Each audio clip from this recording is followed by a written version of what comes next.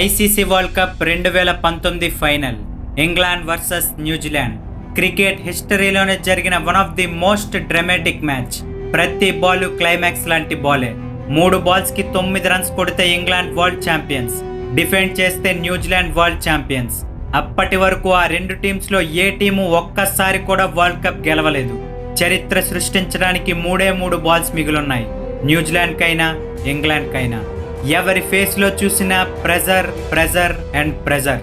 అప్పటి వరకు perfect yorkers nail చేసిన బౌల్ట్ ఆ ప్రెజర్లో యార్కర్స్కి బదులు ఫుల్ టాసెస్ వేస్తున్నాడు. ఫుల్ టాసెస్ని మడత పెట్టి కొట్టే బెన్ స్టోక్స్ ఆ ప్రెజర్లో బాల్ని మరీ హార్డ్గా హిట్ చేసేవాడు.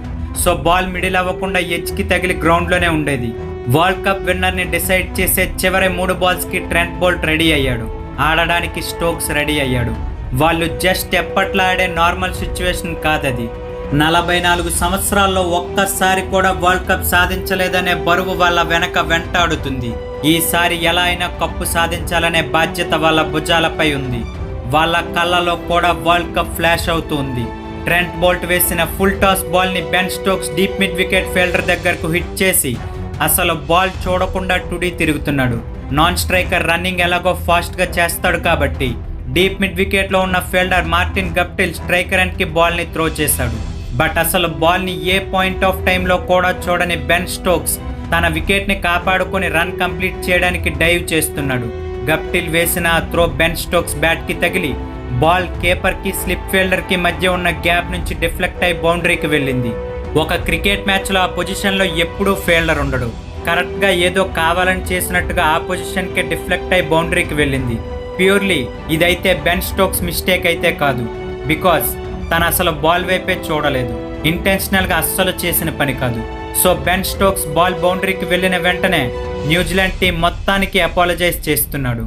ఇప్పుడు ద బిగ్గెస్ట్ క్వశ్చన్, ఆ బాల్కి ఎన్ని రన్స్ ఇవ్వాలి? స్టోక్స్ అండ్ అడెల్ రషీద్ కలిసి తిరిగిన 2 రన్స్ ప్లస్ బౌండరీ కలిపితే టోటల్ 6 రన్స్. ఇది మనకి తెలిసింది. But according to the rules ఇంగ్లాండ్కి ఎన్ని రన్స్ ఇవ్వాలి? After 6 minutes of discussion, the most experienced umpire Kumar Dharmasena leg umpire ఎరాస్మస్తో డిస్కస్ చేసి ఫైనల్గా 6 రన్స్ అని కన్క్లూడ్ చేశారు. బట్ నిజంగా 6 రన్సే ఇవ్వాలా? ఇంతకీ ఐసీసీ రూల్ ఏం చెప్తుంది?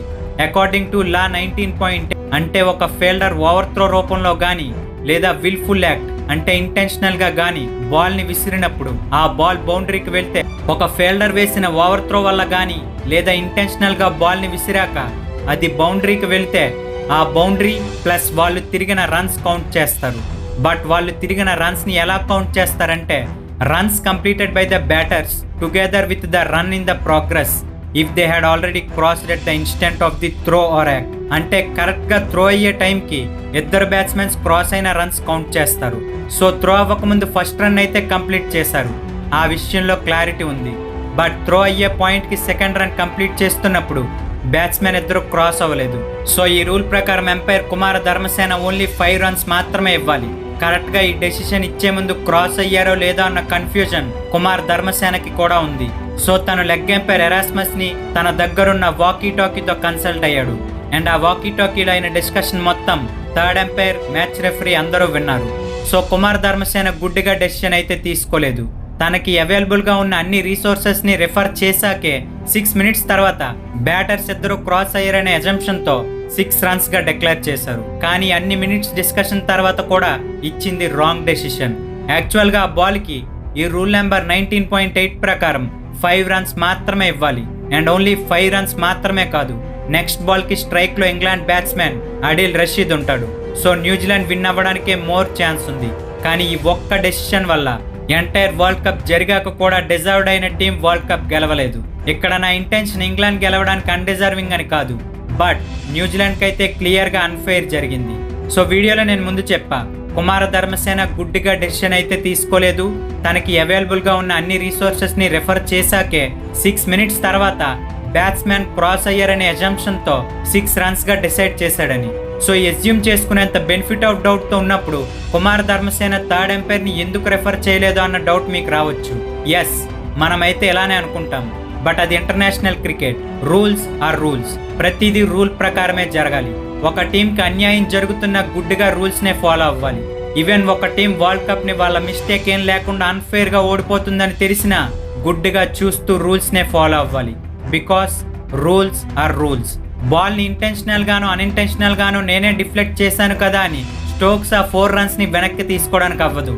Because rules are rules. అలాగే కుమార్ ధర్మసేన ఆ టైంలో థర్డ్ ఎంపైర్ ని కన్సల్ట్ చేయడానికి లేదు. Because rules are rules. According to rule ఒక క్రికెట్ ఫీల్డ్ లో on field umpire third umpire ని ఎప్పుడు రెఫర్ చేయాలంటే డిస్మిసల్ అయ్యిందా లేదా అనే డౌట్ ఉన్నప్పుడు అండ్ బౌండరీ వెళ్ళిందా లేదా అనే ష్యూరిటీ లేనప్పుడు మాత్రమే థర్డ్ ఎంపైర్ ని ఆన్ ఫీల్డ్ ఎంపైర్ కన్సల్ట్ చేయాలి. అదే రూల్. బికాజ్ అన్నిటికీ థర్డ్ ఎంపైర్ ని కన్సల్ట్ అవుతూ పోతే మ్యాచ్ ఫ్లో డిస్టర్బ్ అయి టైం వేస్ట్ అవుతుంది. సో టైం ని సేవ్ చేయడానికి ఓన్లీ డిస్మిసల్ ఇన్వాల్వ్ అయినప్పుడు అండ్ బౌండరీ చెక్ చేసేటప్పుడు మాత్రమే థర్డ్ ఎంపైర్ ని రెఫర్ చేయాలి. బట్ ఆ రోజు కుమార్ ధర్మసేన డెసిషన్ తీసుకోవడానికి తీసుకున్న టైం 6 minutes. అదే టైంలో థర్డ్ ఎంపైర్ ఆ రిప్లైని మోర్ దెన్ 100 times చూడొచ్చు. కానీ రూల్స్ ఆర్ రూల్స్. వాళ్ళిద్దరూ క్రాస్ అవ్వలేదని థర్డ్ ఎంపైర్ కి తెలిసిన ఆన్ ఫీల్డ్ ఎంపైర్స్ తీసుకోవాల్సిన జడ్జిమెంటల్ డెసిషన్ కి థర్డ్ ఎంపైర్ గానీ మ్యాచ్ రెఫరీ గానీ ఇన్వాల్వ్ అవ్వకూడదు. Because rules are rules. But ఈ రూల్స్ యాక్చువల్ గా పెట్టింది రైట్ డెసిషన్ వస్తుందనే పర్పస్ తో. కానీ ఈ సిచ్యువేషన్ లో ఆ పర్పస్ కంటే రూల్ కే ఎక్కువ సిగ్నిఫికెన్స్ ఉంది. ఇన్ని రూల్స్ ఉన్నాక ఇంత జరిగాక చివరకు వచ్చింది రాంగ్ డెసిషన్. జస్ట్ ఆ రాంగ్ డెసిషన్ వల్ల న్యూజిలాండ్ మ్యాచ్ ఓడిపోవడమే కాదు ఏకంగా వరల్డ్ కప్ నే కోల్పోయింది. టైం సేవ్ చేయడం కోసమని థర్డ్ ఎంపైర్ ని దేనికి పడితే దానికి కన్సల్ట్ చేయకూడదని రూల్స్ అనే కట్టుబాటుతో 6 minutes ఆఫ్ టైం ని వేస్ట్ చేసి ఫైనల్ గా ఒక రాంగ్ డెసిషన్ తీసుకున్నారు. అండ్ మ్యాచ్ జరిగిన 1 week తర్వాత కుమార్ ధర్మసేన ఇచ్చిన స్టేట్మెంట్ లో I will never regret the decision I made అన్నాడు. బట్ ఆ సిచ్యువేషన్ లో కుమార్ ధర్మసేన క్లారిటీ లేకుండా ఇచ్చుంటే అది rules mistake. But Kumar Dharmasena చూసి ఇంటెన్షనల్ గా ఇచ్చుంటే అది ఖచ్చితంగా కుమార్ ధర్మసేన మిస్టేకే. బట్ కుమార్ ధర్మసేన చెప్పిన దాని ప్రకారం ఒకేసారి ఫీల్డర్ త్రోని చూడడం అండ్ బ్యాట్స్మెన్ క్రాస్ అయ్యారా లేదా అనేది చూడడం ఇంపాసిబుల్ అని చెప్పాడు. అండ్ ఐసీసీ రిలీజ్ చేసిన స్టేట్మెంట్ ఏంటంటే బ్యాట్స్మెన్ క్రాస్ అయ్యారో లేదా అన్న డెసిషన్ ఎంపైర్సే తీసుకోవాలి. అండ్ ఎంపైర్స్ కి ఆ సంగతి తెలుసు. సో ప్లేయింగ్ కండిషన్స్ లో ఉన్న రూల్స్ అలౌ చేయకపోవడం వల్ల ఆ డెసిషన్ ని థర్డ్ ఎంపైర్ కి రెఫర్ చేసే రైట్ ఆన్ ఫీల్డ్ ఎంపైర్ కి లేదు. అండ్ మ్యాచ్ రెఫరీ గానీ థర్డ్ ఎంపైర్ గానీ ఆన్ ఫీల్డ్ ఎంపైర్స్ తీసుకోవాల్సిన జడ్జిమెంటల్ డెసిషన్ లో ఇన్వాల్వ్ అవ్వకూడదని స్టేట్మెంట్ ఇచ్చింది. అండ్ ఆ రూల్స్ కూడా జస్ట్ అప్పటితో అయిపోలేదు. ట్రెంట్ బోల్ట్ రిమైనింగ్ 2 balls వేశాక మ్యాచ్ డ్రా అయ్యింది. అండ్ సూపర్ ఓవర్ కూడా మళ్ళీ డ్రా అవడంతో ఎక్కువ బౌండరీ స్కోర్ చేసిందనే రీజన్ తో ఇంగ్లాండ్ ని వరల్డ్ కప్ విన్నర్స్ గా అనౌన్స్ చేశారు. అండ్ దీనిపై Rohit Sharma and other cricketers question చేయడంతో ఆ రూల్ ని ఆ వరల్డ్ కప్ అయిన కొన్ని డేస్ తర్వాత చేంజ్ చేశారు. ఇదే kind of match world cup లో గానీ లేదా వేరే ఏదైనా టోర్నమెంట్ లో ముందే జరుగుంటే ఈ రూల్స్ వెనుకున్న లూప్ హోల్స్ ముందే తెలిసేవి. కానీ అన్ఫార్చునేట్ గా ఆ రూల్స్ వెనుకున్న loop holes the most important final match లో ఎక్స్పోజ్ అవ్వడం నిజంగా న్యూజిలాండ్ చేసుకున్న దురదృష్టం.